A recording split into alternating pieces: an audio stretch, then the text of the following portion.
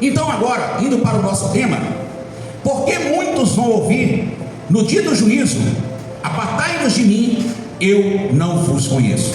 Primeiro você precisa entender, talvez muitos aqui não conheçam, o texto está em Mateus capítulo 7, verso 23. Lá Jesus disse que naquele dia, que é o dia do juízo, muitos vão dizer: Senhor, em teu nome curei, em teu nome profetizei, em teu nome expulsei demônio.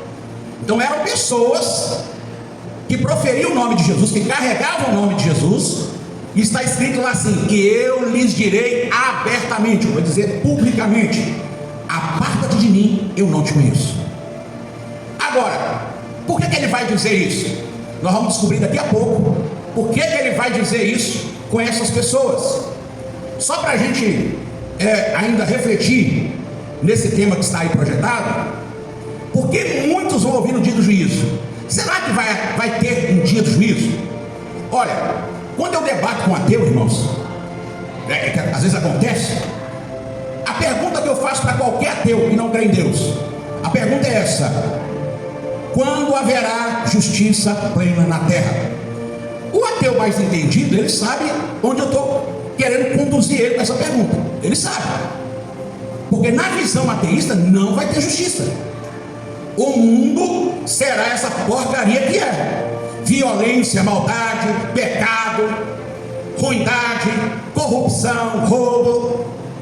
Ele sabe que na visão ateísta não vai ter justiça plena. Olha a palavra, justiça o que, meus irmãos? Plena. Então quando eu pergunto isso para ele, eu quero que ele me responda, porque se ele me responder, eu tenho a resposta. A resposta é: Deus, ele já preparou um dia onde ele julgará todos os seres humanos. Agora os seres humanos estão fazendo as suas escolhas. Uns estão escolhendo Deus, outros estão rejeitando, e Deus está deixando.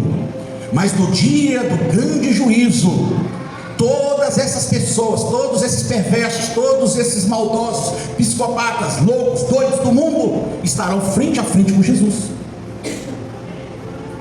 E é isso que nos dá a esperança, sabermos que existe um Deus vivo e verdadeiro, e que um dia ele vai mudar toda essa situação da terra e do mundo. Você pode dar glória a Deus? Oh, glória a Deus! Então eu senti de explicar isso aqui, porque tem pessoas aqui que de repente não tem essa visão entre ateísmo e a fé cristã. E para mim a fé cristã é a visão mais coerente da vida, é a visão mais explicativa da vida, é a que me dá mais sentido de viver, é a visão cristã. Então, no assunto, muitos vão ouvir no dia do juízo. Por quê? Apartai-vos de mim, que eu não vos conheço. Pode passar. Olha lá, leia ali em voz alta, meus irmãos. Você já ouviu falar na Bíblia a história do profeta novo e do profeta velho? Quem já ouviu, levanta sua mão. Quem nunca ouviu, levanta sua mão. Levanta, não tem vergonha não. Quem ouviu a história do profeta velho e do profeta novo, levanta a mão. Só um. Dois. Quem nunca ouviu, não tem vergonha, levanta a mão. Você vai ouvir agora. Passa lá. Meus irmãos, preste bastante atenção. Por que nesse esboço dessa mensagem eu coloquei a história do profeta novo e do profeta velho? Porque muitas pessoas, eles têm a seguinte ideia: aquele homem, aquela mulher que Deus fala com ele, que ele revela a vida das pessoas, que ele revela o oculto das pessoas, que ele revela o profundo das pessoas, é porque essa pessoa tem muita intimidade com Deus. Muitas pessoas pensam dessa forma. Muitas pessoas, eles entendem dessa forma. Então se uma pessoa chega e fala algo que só você sabe, ninguém sabe, e fala com você, você vai interpretar que aquilo é Deus. E aí você vai raciocinar: poxa, como é que essa pessoa está falando algo tão profundo assim? Aí você vai entender que essa pessoa tem muita intimidade com Deus. Outra manifestação que as pessoas pensam que tem muita intimidade com Deus é expulsar demônio, ou você orar e uma pessoa ser curada na hora. Então, normalmente quando as pessoas veem alguém sendo usado por Deus, libertação de demônio, curas, ele raciocina assim: essa pessoa tem muita intimidade com Deus. Normalmente nas igrejas acontece assim. Olha para você ver, só para comprovar o que eu estou falando. Nas igrejas acontece assim: Se vem um pregador e Deus usa aquele pregador e acontece maravilha, e acontece sinais, e revela, e isso e aquilo outro, e aí chama na fila da oração. Se colocar 4 pessoas para orar, a maioria vai no pregador e pouquinhos vai naqueles outros que estão orando. Por que eles fazem isso? Porque na cabeça deles, esse homem ou essa mulher que foi muito usado por Deus, é porque ele tem uma intimidade maior com Deus. Mas não é assim que funciona na Bíblia. E aqui eu quero citar o exemplo do profeta velho e do profeta novo. Vou citar só esse, tem mais exemplo, mas para não prolongar muito a mensagem, eu vou citar só esse. Então vamos lá. E morava em Betel um velho, que meus irmãos?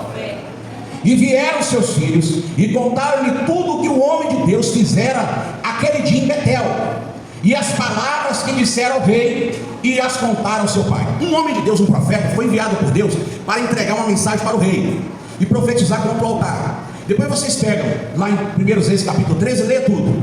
E aí o homem de Deus chegou lá, profetizou, o altar quebrou, o rei foi estender a mão do rei ficou seca. Aí o rei se humilhou e aí pediu para o profeta orar, o profeta orou, a mão dele voltou de novo, e os filhos viram aquilo e chegaram para esse profeta velho, esse profeta idoso, e contaram para ele tudo o que aconteceu.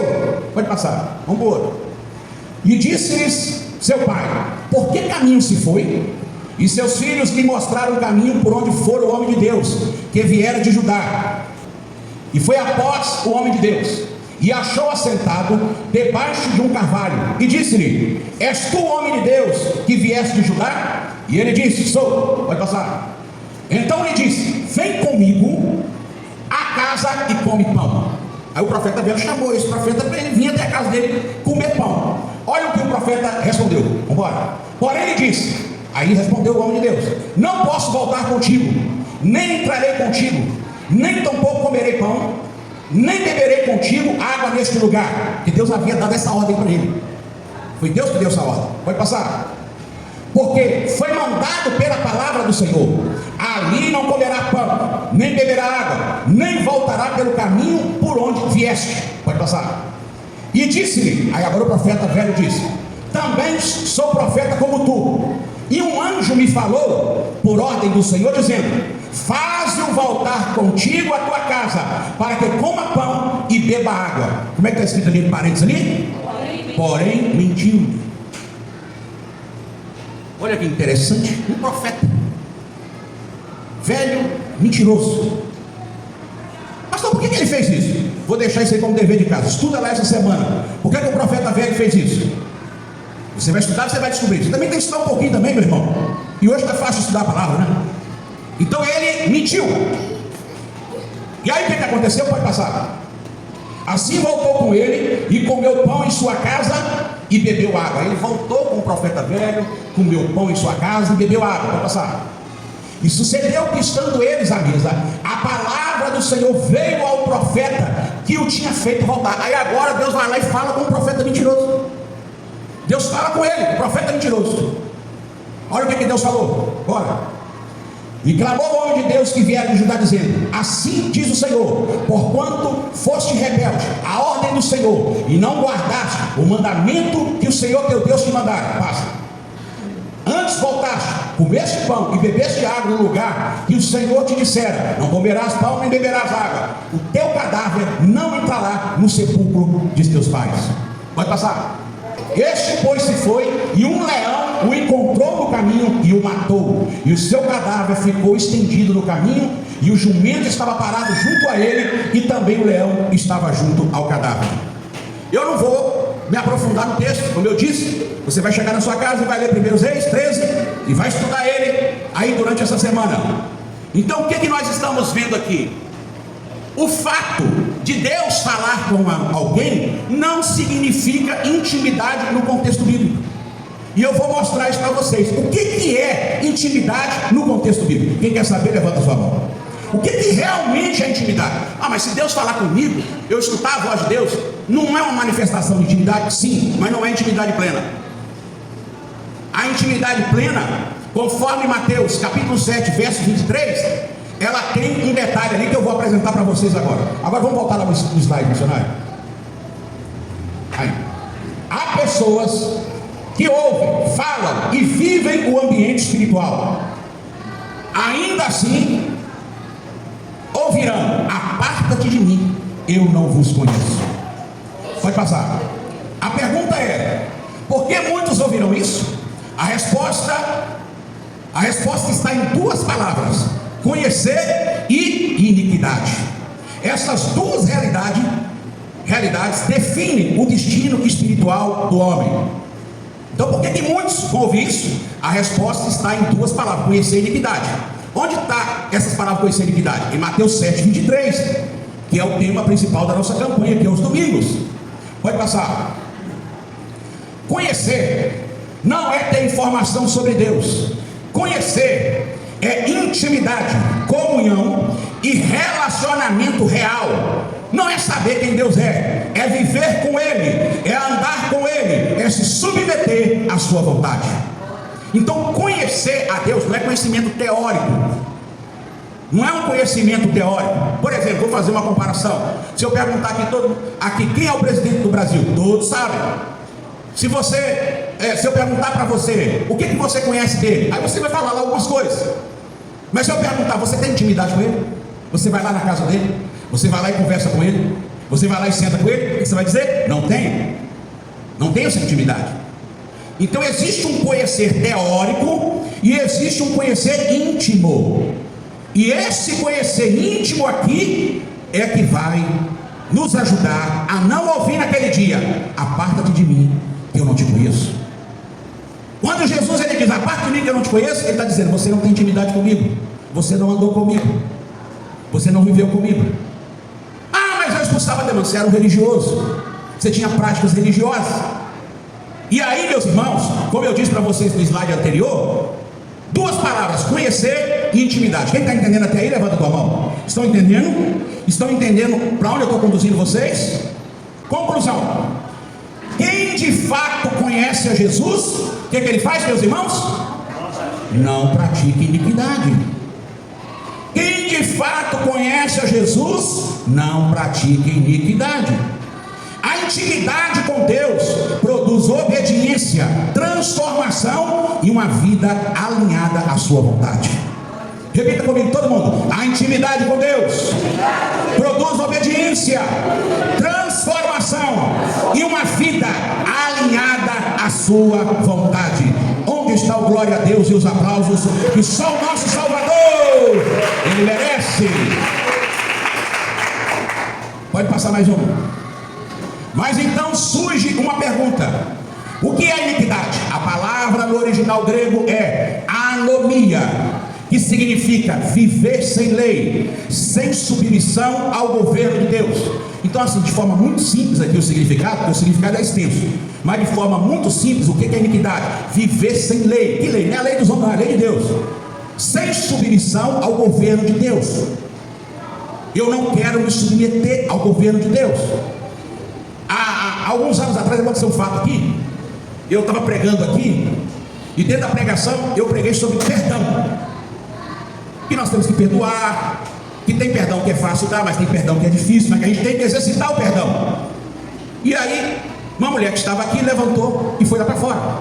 A minha esposa viu, foi lá atrás, foi lá fora. Essa mulher congregava com a gente aqui, era no dia da ceia. E a minha esposa pegou e falou: mas por que você fez isso? Ela falou assim: porque o pastor falou que tem que perdoar, e eu não perdoo minha mãe de jeito nenhum. Eu não perdoo. Aí minha esposa perguntou: mas sua mãe está viva? Não, minha mãe já morreu, tem 10 anos. Tinha 10 anos que ela carregava mágoa e ódio pela sua mãe. E ela é cristã. E ela ainda entregava a revelação, entregou a revelação aqui na igreja. Então o que você precisa entender? O que é iniquidade? Iniquidade é viver sem a lei, sem a submissão ao governo de Deus. Eu me submeto a Deus até aqui, daqui para lá eu me submeto. Deus está mandando perdoar, eu não perdoo. Deus está mandando perdoar, eu não perdoo. Então isso é um dos exemplos do que é iniquidade. Pode passar. Enquanto o pecado tem o significado de errar o alvo ou transgredir a Deus. A palavra pecado, ela tem o significado de errar o alvo ou transgredir a lei. Iniquidade significa o que, meus irmãos? Maldade. Por isso que lá em Tessalonicenses, quando se refere ao anticristo, fala assim: o iníquo, o filho da perdição. Por quê? Que é um homem mau. Agora olha para cá, meus irmãos. Maldade, iniquidade, na perspectiva de Deus é uma coisa, dos homens é outra coisa. Por exemplo, tem criminosos que roubam, que matam, que viciam pessoas, mas se o estuprador cair lá na cadeia, eles quebram ele, eles não aceitam. Então é o seguinte: maldade no contexto humano tem um significado, no contexto divino tem outro significado, é muito mais amplo. Para você ter uma ideia, por exemplo, você quer um exemplo? O Senhor Jesus, ele diz o seguinte: ouviste o que foi dito? Não adulterarás. Como é que eles interpretavam esse mandamento? É quando se consumava o ato sexual, era adultério, quando se consumava. Jesus disse: eu porém vos digo, qualquer que olhar para uma mulher com intenção impura em seu coração, já cometeu adultério. Ele já está cometendo iniquidade, ele já está no mesmo patamar. Não tem o outro que está lá adulterando, literalmente falando. Aquele que está aqui mentalmente pensando, ele está adulterando também. Então, o que nós precisamos entender? A visão de Deus sobre a iniquidade, ela parte do princípio da santidade de Deus. E quem quer ter intimidade com Deus tem que ir se purificando. Quem quer ter intimidade com o Senhor, levanta a sua mão. Levanta a sua mão. A única forma de nós não ouvirmos naquele dia: aparta-te de mim, é limpar a nossa mente, a nossa alma, a nossa vida das práticas de iniquidade. Quem está entendendo o mistério, levanta a sua mão. Então dá glória a Deus aí, batam palmas para Jesus.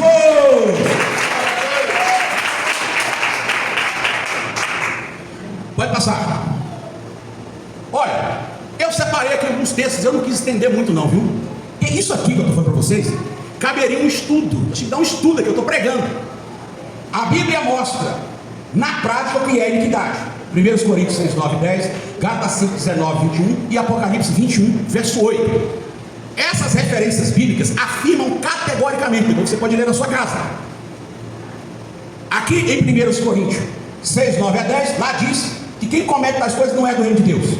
Gálatas 5, 19, 21 também diz que quem comete tais coisas não é do reino de Deus. Apocalipse 21, verso 8 vai mais além: quem comete será lançado no lago de fogo.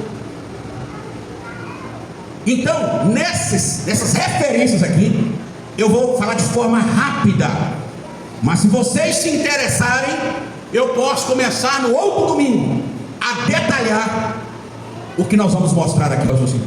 Iniquidade. Agora eu estou falando sobre iniquidade. Quem se lembra que eu falei sobre conhecer? Levanta sua mão. Quem se lembra que eu falei que quem conhece Jesus, quem tem intimidade com Jesus, não pratica iniquidade? Levanta sua mão. Ok, beleza. Agora eu estou falando sobre iniquidade. Expliquei para vocês que no grego é a palavra anomia, que significa sem lei, sem submissão ao governo de Deus. E, enfim, agora eu vou dar exemplos para vocês, exemplos que a própria Bíblia dá. Pode passar. Olha aí os exemplos. Injustos.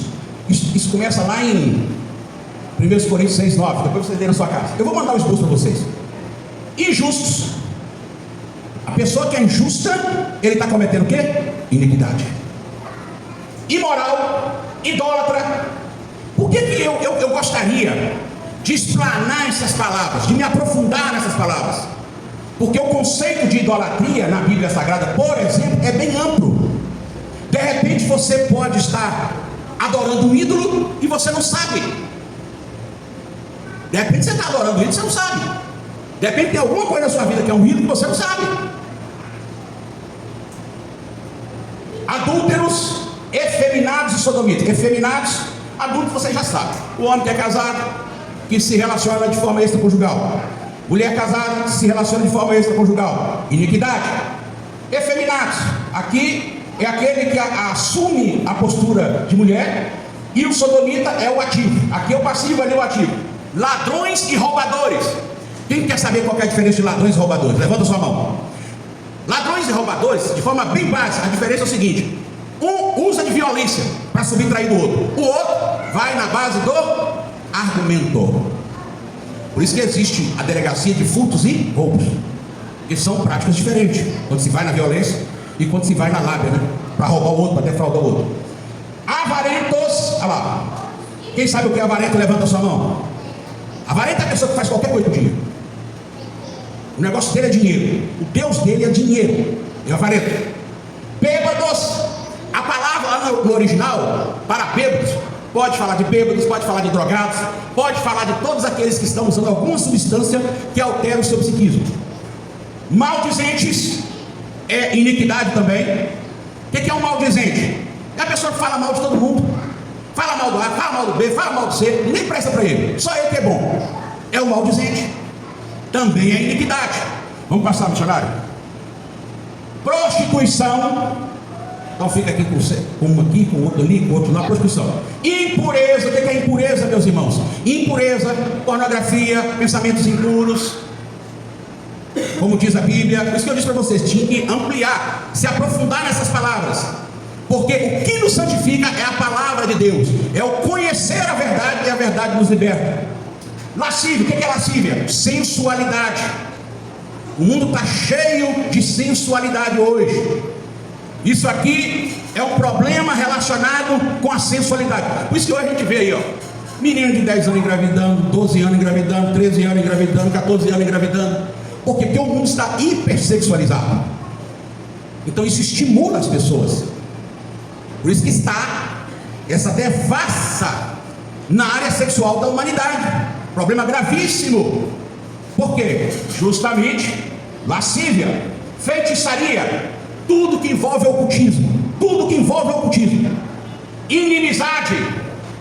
É aquela pessoa que é inimigo do outro. Pastor, mas eu tenho um inimigo.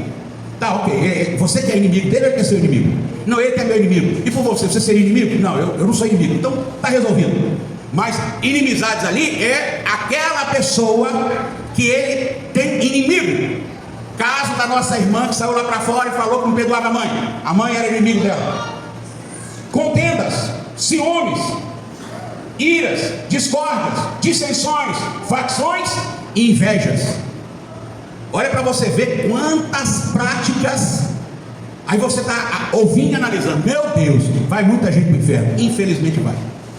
O caminho que leva ao céu, ele é o quê? Apertado. E o caminho que leva ao inferno, ele é o quê? Largo.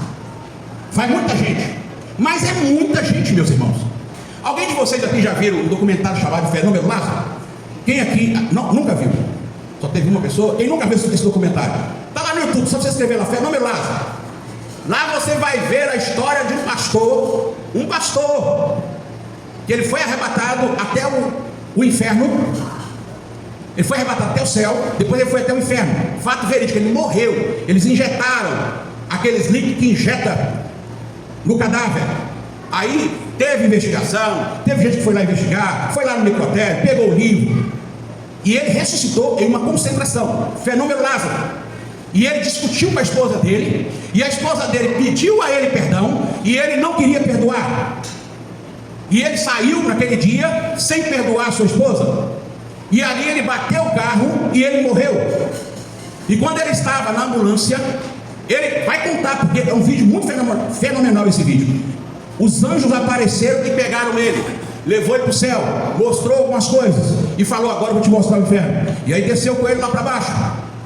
Lá ele viu gente atormentada. E aí depois o anjo perguntou para ele: isso aqui lhe caberia? Aí ele respondeu. Ele falou: eu sou pastor, eu sou pregador, eu prego a palavra por todos os lados. E aí o anjo respondeu: a tua esposa te pediu perdão e você não quis perdoar. Então, se você não quer perdoar, então você também não será perdoado. E aí ele começou a clamar. E eu estou contando tudo isso para chegar nesse ponto. Diz ele que olhou para cima, ele viu uma multidão de gente caindo naquele lugar. E aí no vídeo vai mostrar, porque o vídeo é ilustrativo, vai mostrar uma multidão. Ele disse que não parava de chegar gente ali naquele lugar. E é um vídeo totalmente impactante. Eu aconselho vocês a assistirem o Fenômeno Lázaro. Tem duas histórias lá impactantes nesse documentário chamado O Fenômeno Lázaro. Então, meu irmão, minha irmã, está pensando que a gente vai entrar no céu de qualquer maneira? Vamos não. Nós temos que ser lavados, remidos e purificados no sangue de Jesus Cristo. Pode glorificar ao Senhor.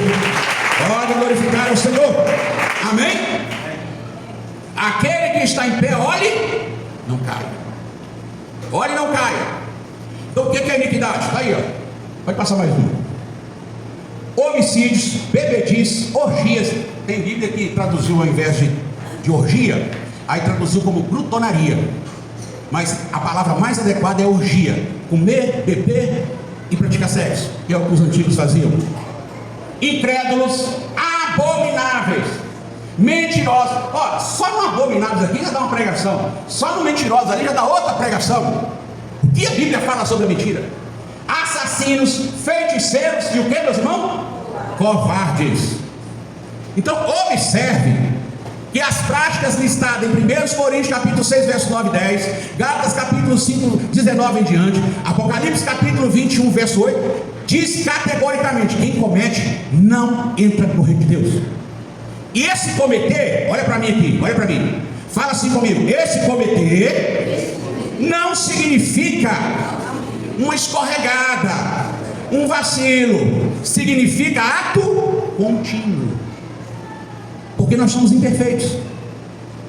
Nós não somos perfeitos. Nós estamos buscando, progredindo na perfeição, melhorando.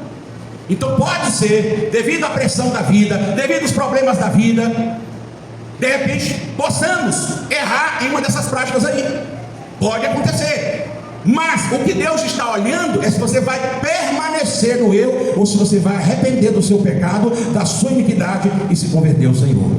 E tem muita gente aí que está achando que está na presença de Deus, que está achando que está diante de Deus, porque está fazendo a obra, porque está pregando, porque está expulsando demônio, porque está sendo usado por cura, mas o que está impedindo é as iniquidades que eles estão cometendo. Eles estão desviados,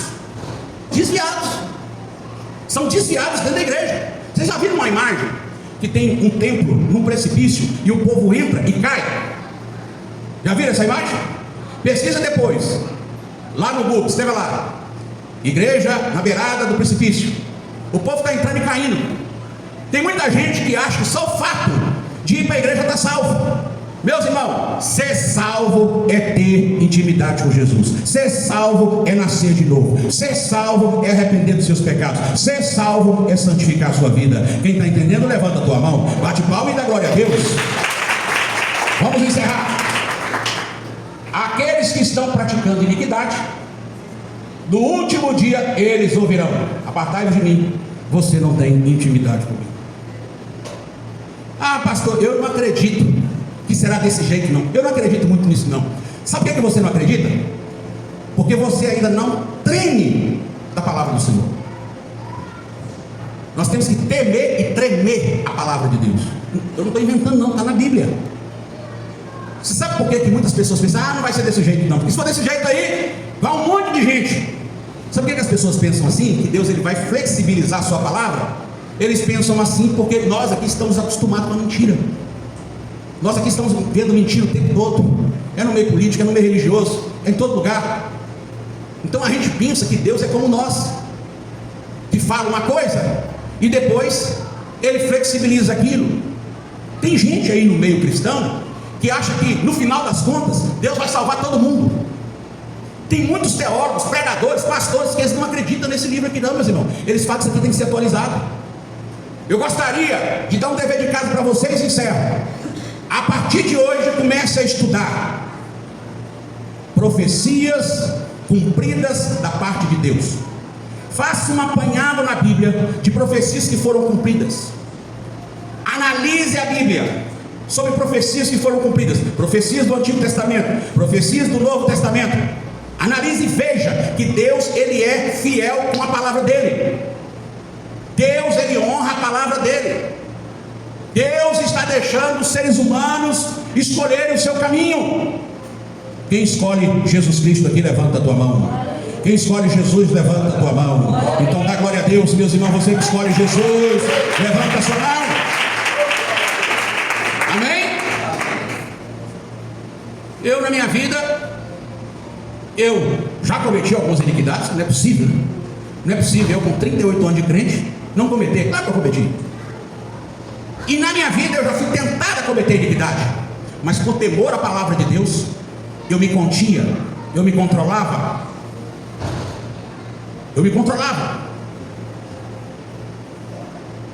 Eu tenho várias histórias nesse aspecto. Então, meu irmão, minha irmã, que o Senhor abençoe você, que você, vou mandar esse esboço para você, e que você estude, que você examine, que o seu coração seja cheio do temor do Espírito Santo, e que você zele pela sua vida espiritual, que você cuide da sua vida espiritual, que você se submeta à vontade de Deus. Ah, mas a vontade de Deus tem hora que é dura, mas é isso mesmo, tem que se submeter. Tem que se submeter à vontade do Senhor, independente do que Ele quer.